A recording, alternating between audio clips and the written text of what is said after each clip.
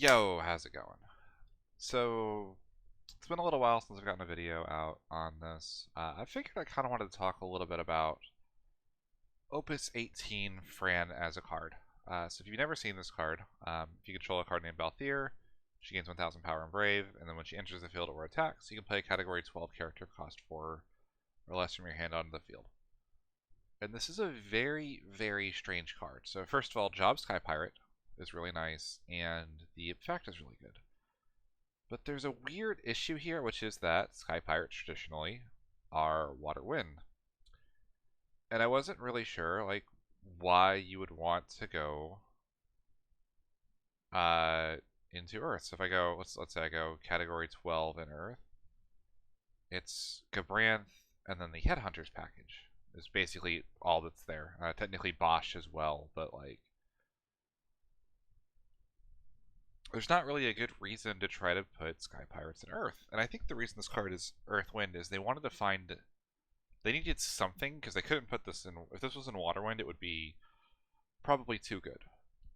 So let's talk a little bit about Sky Pirates in the past and what this kind of means for them as a deck going forward. So to do that, we're going to go jump in the past. We're going to look at Steve D's Opus 17 Sky Pirates deck list. And I'll admit, I don't agree with every card in this list. I would like to see 2 Zidane, 2 Elza, I think. I'd rather see Lightning than Kelger. Like, I get why some of these are here, but essentially what Sky Pirates is, if you've never played it, it's a tribal setup deck.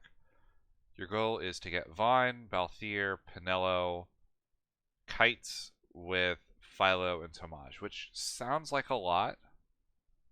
Or Fran. Like, but if you get all 3, it's like even better. But like, it sounds like a lot, and it seems like it should be. But the deck has so much draw power, recursion, an ability to kind of cheat its own costs that it's not hard to do. And when you get to that point, you end up with a board that effectively can no longer be interacted with at all. It doesn't die to any sort of damage-based removal. It doesn't die to Titan. You get protection from all abilities on everything that's not exactly Pinello. And even then, targeted protection just gets blanked by Kites at least 3 times over the course of a game. You probably have an Althea as a backup as well at this point.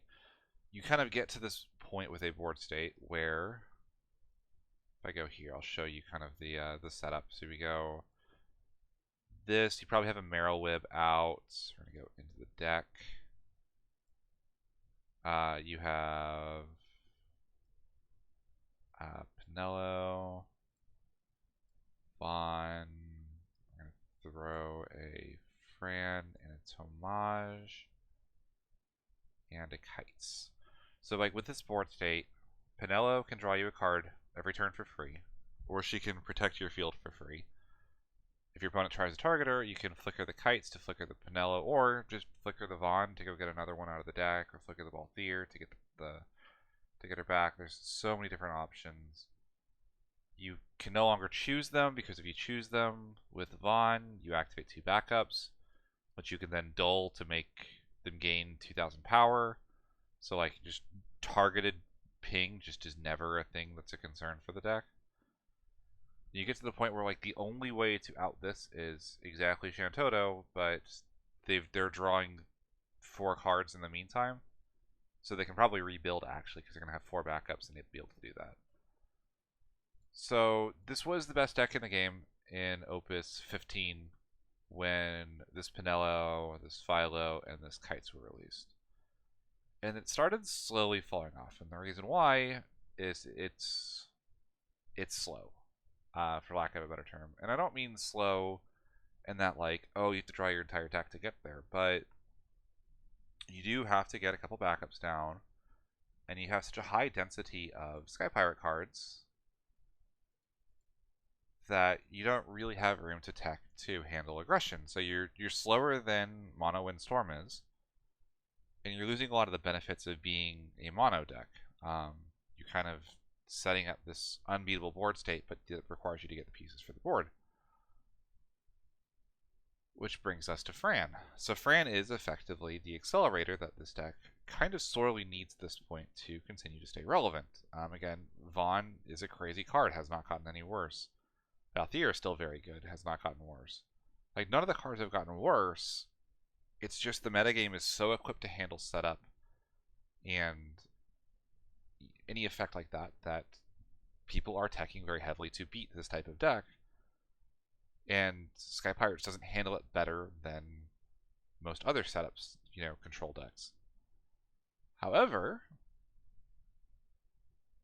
with an accelerant, maybe it can get there a little faster. And I think the question then becomes, of this list, what's replaceable? How many cards can we swap out safely for Earth and still feel like we can reasonably consistently play our Vaan, play our Pinellos, and go from there?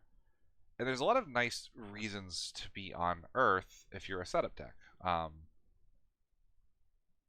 Earth is the recursion element, so if anything dies early, if you place it down too early, Earth cards can get them back. Earth is the board wipe element, so while you're setting up, you can kind of play defense with powerful effects like Shantoto, Titan, Shadow Lord.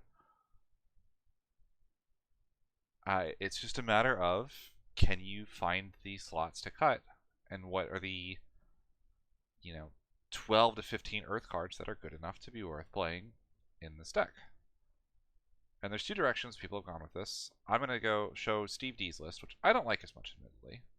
But he's kind of leaned in on saying, well, if I have to play Earth cards, I'm going to play a lot of them. And he's gone with the Headhunter package. Headhunters are this Earth-Fire archetype from Opus 15 that I think they're really cool. I think they'd be really cool in like a limited, lower power environment, but I don't think they really have had any constructed legs. And his idea is that because Fran is such a crazy accelerant, that actually can maybe give them the speed, to be a constructed playable archetype. And if you kind of squint, maybe you can see why. Rinok looks a little bit like a Palom, or like a Lulu in a way. Bwagi just can let you draw an extra card every turn for dealing a backup. It's kind of like a budget Chocolate. Gijuk is really, really good. A 3 CP backup that searches for another backup would be good in any deck. And there's also like little pieces that like everybody probably knows is like you can run 3 copies of Jote to run extra copies of Fran. And you kind of get to the point, we're on 19 Earth cards, you got the critical mass. Big problem with this that I just don't really see is, sure, you get access to Amaterasu and Brynhildr, but is that really enough to want to play the fire cards? I mean, Bosch is crazy. Bosch is really good. Like, Amaterasu is really good, but we know we're on 12 fire cards. Is Fran really going to be consistent enough to get those down while also being 2 colors that aren't the fire cards in and of themselves? And also, she's kind of competing.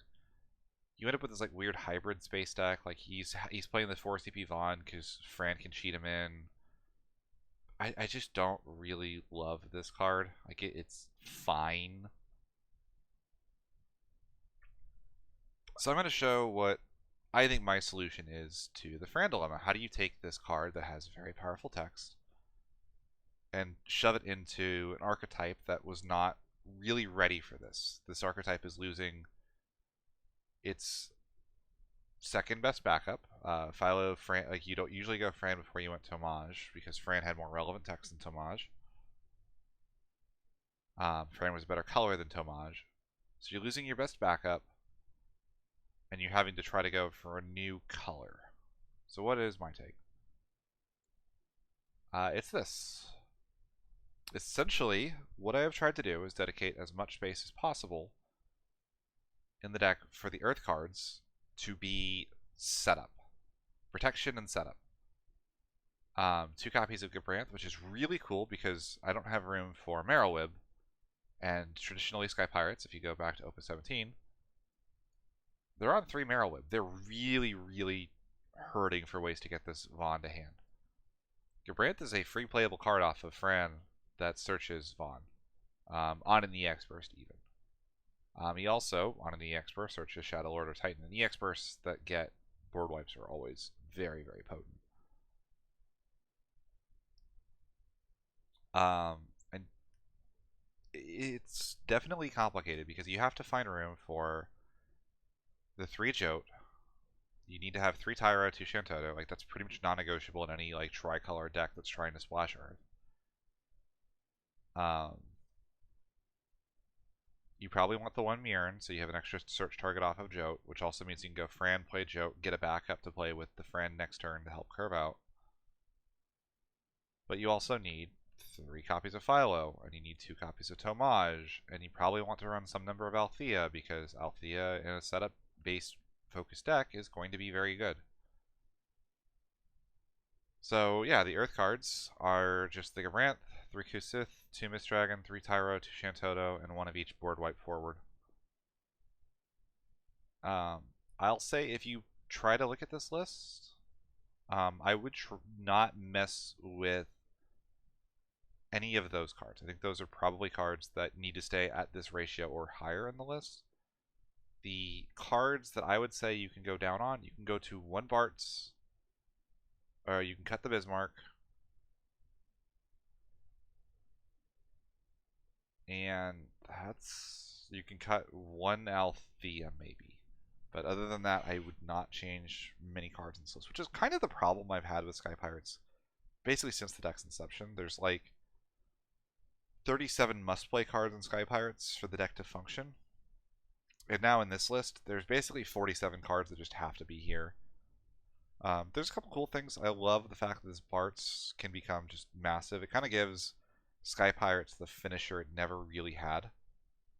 Again, Gabranth, access to kind of quote-unquote in-archetype search Vaan is really, really cool. You can also run stuff like Shinryu. You can run 3 copies of Yuffie as a defensive option that's searchable. Yuffie has some extra little gimmicks with Balthier, potentially being able to pump your field. Leviathan would be searchable off of Gabranth. Gabranth just fits well in what Sky Pirates wants to do. For the rest of this, you need the 3 kites. You probably want 1 copy of Elza at least. Really, you want 2, but you don't have a choice. You gotta run the 3 Pinello, the 3 Balthier, the 3 Vaan. There's so little room in this deck that it's kind of builds itself in a way while also not making sense. It's very hard to cram the extra color in. I guess real quick, I'm going to talk about just one more list that popped up. I'm admittedly not a huge fan of the Sky Pirates list, but it's them using Fran to good success. They're on Soul FFBE. They're on a single Yuffie, which I think is just strange. I feel like the main reason to play Yuffie is actually the special. To the point where if I'm playing Yuffie, I almost want to play 5 to 6 copies of Yuffie to keep that special as live as possible, which would turn her into kind of like a 9 CP Leviathan that doesn't draw your opponent 2 cards. 2 Pinello, we're going to run such a low water count. We're on Vigali for some strange reason, despite the fact that Kolka searches everything Vigali does. Well, I guess not technically. Like, it's just a weird set of lists. The 1 Matoya, 1 Shantoto. We're on backup kites to try to get an extra Sky Pirate backup name that like is playable off of Fran, but we're only on 2 Jote for some reason, and we're not on the other target for Jote, the Mirren. You can just kind of see where they cut room. They're on like a weird 3-2 ratio of Vaans. I just think that sounds very kind of miserable. I'd maybe run 1 of this if you have ways of searching it, but just another like take on what Earth, Wind, Water, Sky Pirates could look like. So yeah, if you guys have had any success with making Fran work in a way that I haven't, I'd love to see it. And it's kind of funny. I've been joking with a friend that's like, I'm a little spoiled because I got the retainer package, which is the best thing that Earthwind could ever want as far as like a archetype or like a really...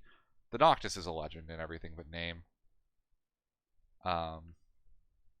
But the multi-element cards were very clearly designed to not work in the same deck as Noctis, because I think they were scared of the potential if they gave it that big of a boost in one set, because I think the Noctis basically pilots as a tier 1 deck by himself.